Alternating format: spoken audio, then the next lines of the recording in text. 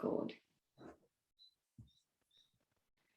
Yeah, so say that again. Symbols for Women is a...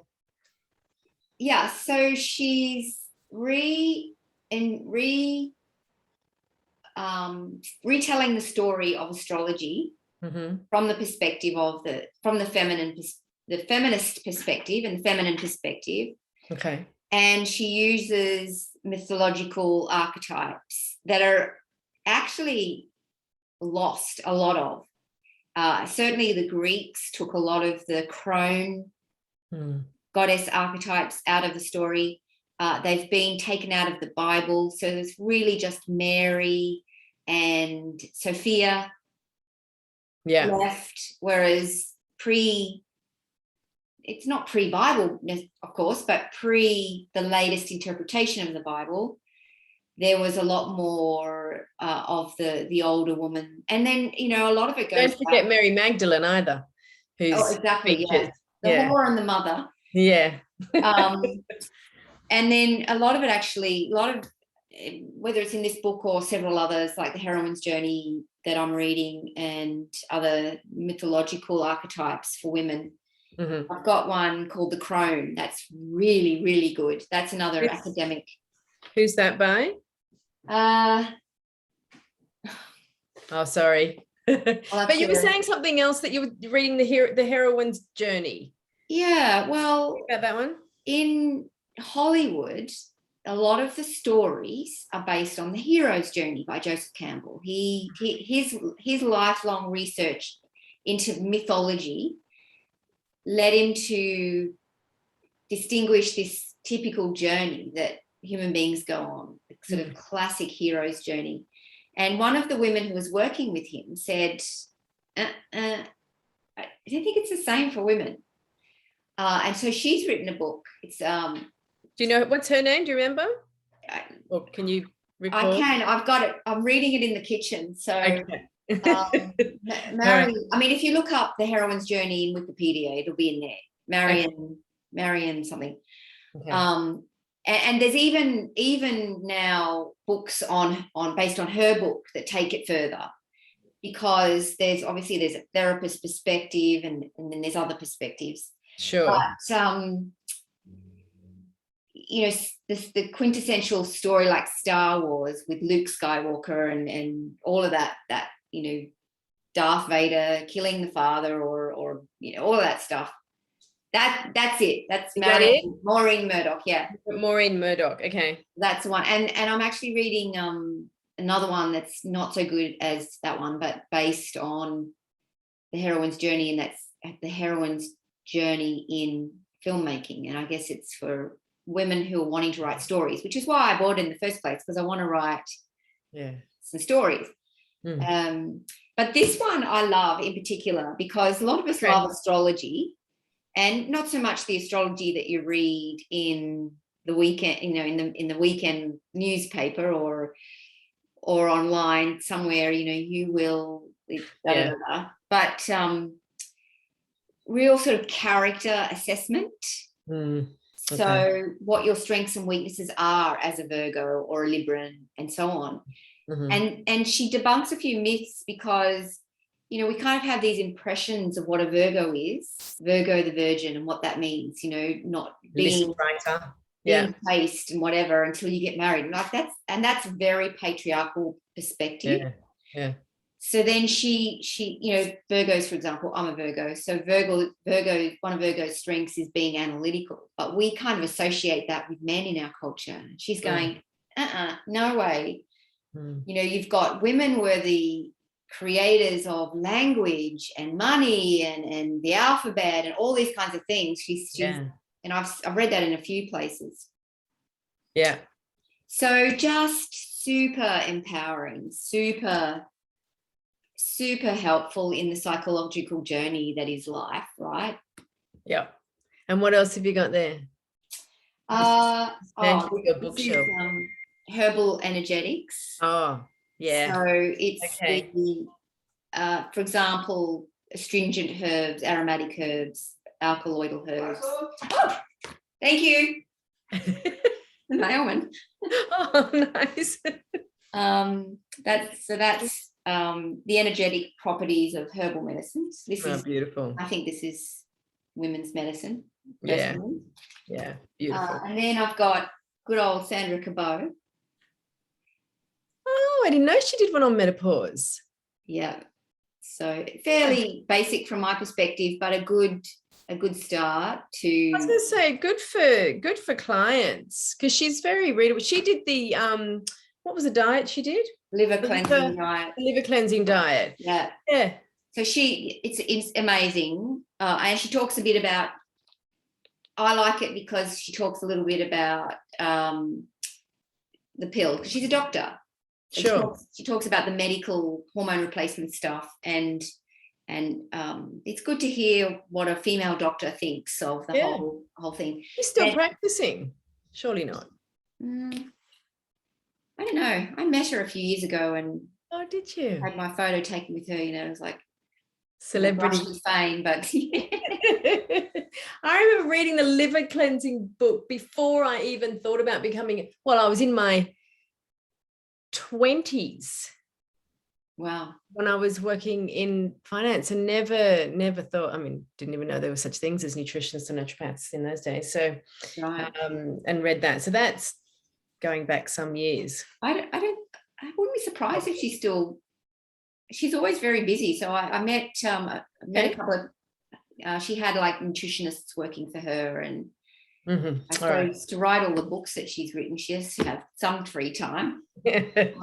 This one's one of my absolute favorites. This is Susan Weed. Yeah. Susan Weed, yeah. And she's a real she's a mystical green goddess, witchy herbalist woman, and this is brilliant. I do have that actually. Yeah. And even just the start of it, where she talks in almost poetry or prose. It's beautiful. Yes. She's it's like she's voicing the wise woman for the woman who's coming into her menopause and her crone years. And it's very comforting and very common sense, and what I love about it is, from a practitioner's perspective, she talks about the stages of working with somebody. So you start with like little or no intervention. Yes. Just rest and see what comes up. And conversation. Just talk about it. And then if that doesn't work, then and then all the way through to what she calls something like cut and I've got stimulated sedate. Talks about surgery and HRT. Break and enter. Break and enter. That's right. That's the last stage. Yeah. But she says, like sometimes that happens, right? Sometimes it has to happen. Yeah. You just like, it's not. We don't necessarily want to get there, and I certainly don't recommend starting there, but sometimes it's essential. Yeah. So we go with it. And I love that as well. I love the fact that she doesn't dismiss that out of hand. She doesn't, there's no good or bad, right or wrong. It's all included. It's all here. It's all accepted. There's just more gentle ways to start. And also when you embrace both, then you can, if you do have that surgery, then you can support the healing process, or, help with the rest, or minimize the side effects of the drugs, or, that kind of thing, which I think is great as well. Yes. Which could happen in a hospital setting were it allowed. It still blows me away, the food that's served in hospitals. It's so not healing or nor nourishing food. And this is from everything from post-surgery to even eating, people with the eating disorders that have been hospitalized. The food they're given is, anyway, that's a whole other conversation. But they're talking about that, supporting all of life with there's a great chasm life phases. And then what's the big one? And I missed this one. This is one of my most recent ones that I've read. and as I said to you earlier, it is academic. I don't mind a bit of academic stuff. I know that over in California, in probably Berkeley University and places like that, the University of Southern California, probably there's, you know, professors of feminist studies and writers and you know, lesbian groups that are studying all, you know, and I think, oh, it's such a melting pot of wonderful thinking, and I think a lot of this stuff comes out of that multifaceted. Yeah. And that one particularly I like. Who's that by? Who's that one by? That's by Jean Shinoda Bolen. And I remember reading up here, Jean Shinoda Bolen. I remember reading her Goddesses in Every Woman 20 years ago. Yeah. So you know, it's the Greek archetypes. And so did she write that? Yeah, she did. Okay. That was when she was younger now, right? And then she got older and she started to go, hang on a minute, where are all the crone archetypes? Where are all the older women stuff? Yeah. Where are the wise women? Yeah, where's the role models? So she's written this gorgeous book, you know, and the other one that I've read, The Crone, which I can't remember the author's name of. Yeah. It's also an academic book, and it goes into a lot of the origin stories. And so, and interestingly, a lot of it goes back to India, to the Sanskrit times, and to Kali, you know, the goddess Kali, and destroyer of the world could be rebuilt.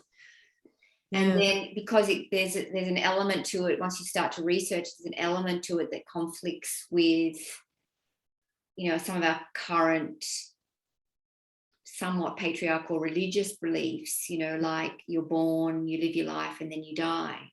Very linear perspective, very masculine perspective. Yeah. Whereas you go back a little bit further, and of course, a woman connects always with cycles. Yes. The monthly cycle, you know, we're dictated by that, right? I want to tell this. We've spoken about this before. When you say cycles, I also think of circles. We're very non-linear beings generally. And there was a research done, and one of the exercises for that, or one of the practices for that, is that they put it was just an empty room, but there were these sort of you know, things to sit on, stool, but no backs, no nothing, just like a round wooden stump pretty much. And they put, I think it was 12 men in the room, and they sort of lined up 6 on each side. They just sort of, and they said, just sit together, we're gonna have a meeting, you know, pull up a chair and someone will be in a minute. And they lined up 6 by 6, like a you know, a trench, you know, open trench war, or like speed dating, or maybe speed dating, but it was more that sort of, you know, standoff against each other kind of thing. And they did the same thing. 12 women come into the room, exactly the same apparatus, nothing else in the room. They said, just arrange yourselves. A meeting, you know, for the meeting, someone will be in a minute, and they sat in a circle. So there was no head of the table, there was no, you know, front and center, there was no, and you know, so, and they sat in a circle, which is where, and that elicits a very different conversation amongst a group of people. And what they should do is 6 men and 6 women and see what happens. That'd be interesting. Well, and you know, that even comes through, even though we've lived our whole lives, and our mothers and our grandmothers have lived whole lives in a patriarchal culture. It just goes to show you that it's never disappears. It's alive and well. And then so my last that one. This is another textbook for naturopaths called Women's Hormones. Ruth Tricky, don't know that and one. The Menstrual Cycle. Yeah. Herbalist, naturopath. Okay. I think she's definitely retired now. She's retired, but she wrote this gorgeous book, and it's you know, protocols for gynecological infections, polycystic ovaries, amenorrhea, oligomenorrhea, hormonal transition. That would be there you go. But probably motherhood as well, and probably maiden menarche, we call it. Menarche, puberty, yeah. Puberty for Life girls. phases.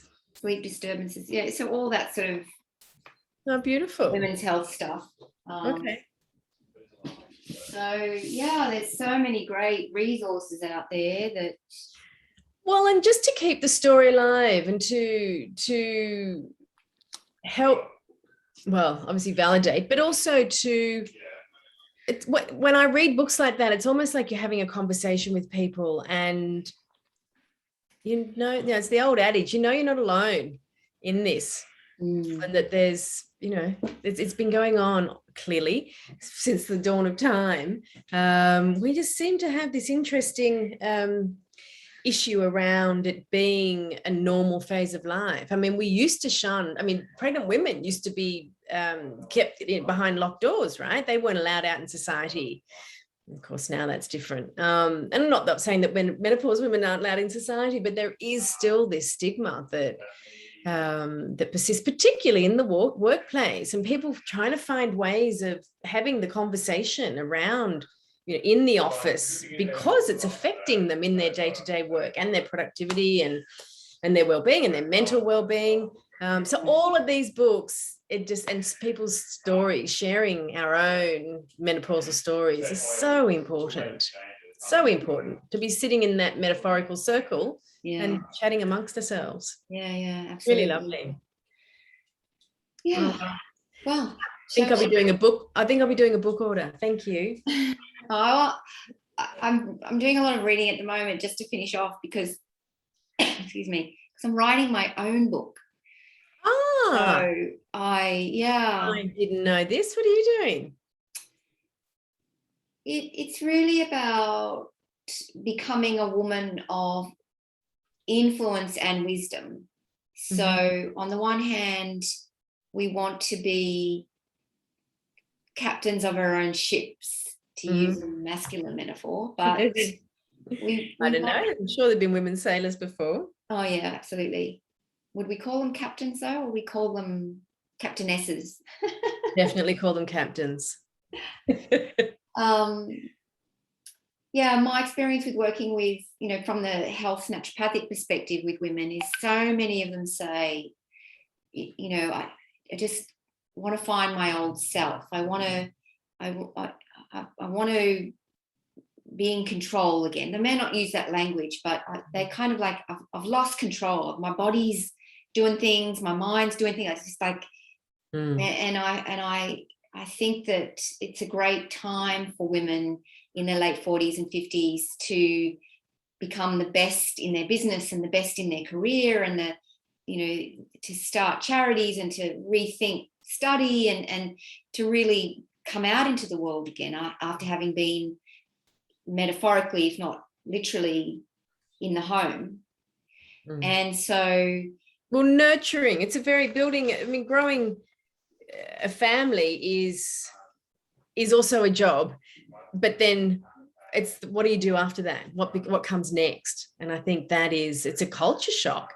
It's a literal culture shock for a lot of women who are now, what is next? And I don't want to keep doing what I've been doing, or I do, but I want to do it in a different way. So yeah, and that we all, if you think about it, we're even men, we're eventually becoming invisible in our culture. It's just a culture that doesn't value really old people. I mean, look what we do to them: shove them into nursing homes and drug them up and feed them baby food and that kind of stuff, separate them out from society that would keep them alive and vital and contributing way longer.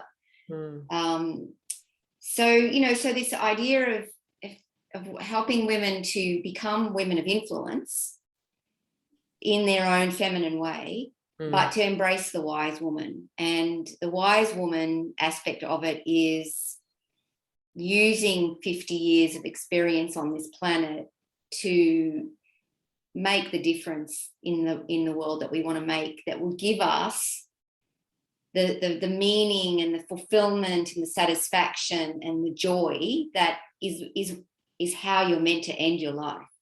Not that they might end it for 20 or 30 or 40 years, but that's how it's meant to be.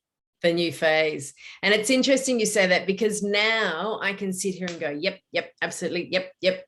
Had it been even just a couple of years ago, I would have been going, oh my God, that just feels overwhelming.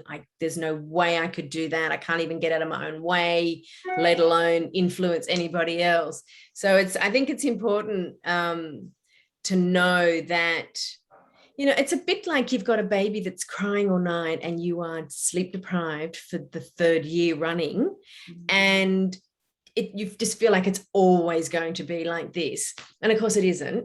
And the same with menopause. And that's something that I think it's really important. Anyway, I wanted to say that because I think it's really important to know that it changes. And the change becomes more, I feel more robust and more calm and more resourceful than I ever was as a, you know, as a youngster, and when I was raising a family. So I feel so much more resourced and capable than I ever was, and things don't fluster either. Well, so it's interesting.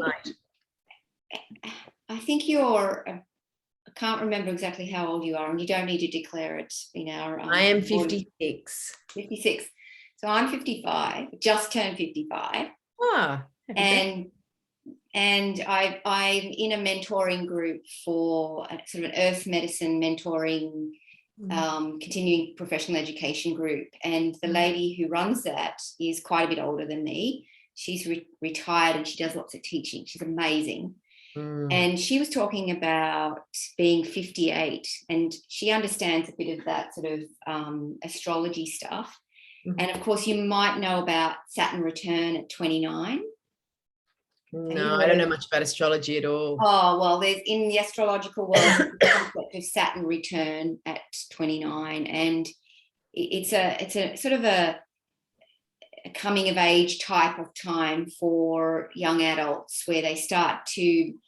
There's a lot of change happens about that age where they start I recognize that. Separate from their parents and you know, early starting to make their way in the world in a kind of very independent way, as opposed to what their parents told them they should do and all that kind of stuff. Well, anyway, it's when Saturn returns to where it was when you were born, and it happens again at 58. Oh, is that right? And she was saying that 58 is a very difficult year. So watch out. Oh, I can't. No, and absolutely. And yes, quite. Thank you for pointing that. I don't feel like it's going to be plain sailing, to continue with your metaphor, here on out. And I actually do things in my, how am I going to put this? I do things in my life to make sure it doesn't do that. So just when I'm feeling comfortable, for me, that's the time to go, okay, let's do some proper deep shadow work, or get, you know, let's sort of go to a retreat. Let's do something, you know, start a new career. So yes, it's absolutely. Well, she did say that it's much better by 60. Interesting. Okay. Settles down, and that 60 is really nice, really powerful and nice. Yeah. So, I'm just thinking, mentally looking around at my friends, and it sort of makes sense. I can see there is another. I'd like to hear more about what makes it difficult, but that might be in our post-menopausal conversations. Yeah, well, I'll maybe you can look up Saturn return and have a read, and we can, and I'll refresh my memory as well, and then we can chat about it next time. So let's finish off with, we talked about retreat, and it reminded me that you and I have been working together on creating a retreat, and it's happening in March 2022, all things going well. And it's really in New South Wales, right? It's in just south of Sydney, and it's designed to deepen these conversations, to help women access the the inner alignment that can happen, that occurs when you stop and reflect and come into your body. And that the more often you come back to that space, the more your outside world starts to reflect more alignment, you know, and that's a big thing for women in their late 40s and 50s. So it's a retreat for midlife women. And what would you say about it, Alexis? Just to... It's hard. It is difficult. I would, on a practical level, it just feels like a really physically nurturing and nourishing kind of place. Obviously, there's going to be good food. There's going to be yoga, meditation, those sorts of things. So it's a beautiful time away. And of course, often one of the problems for women struggling going through menopause is giving themselves the permission to re-own themselves and take back their own time and be more inward facing rather than looking after everybody else's stuff all the time, facilitating everyone else's lives. So spending that time and just doing that permission. And if that's all you get out of it, if that's the what you take home from it, that in itself is a massive step.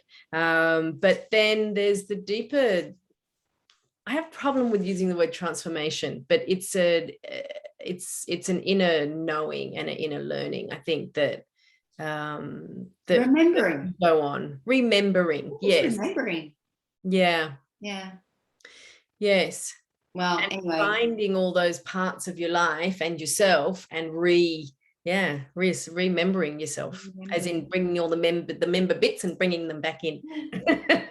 Yeah. So if you're watching this video and you're interested in that, and it's not 2025,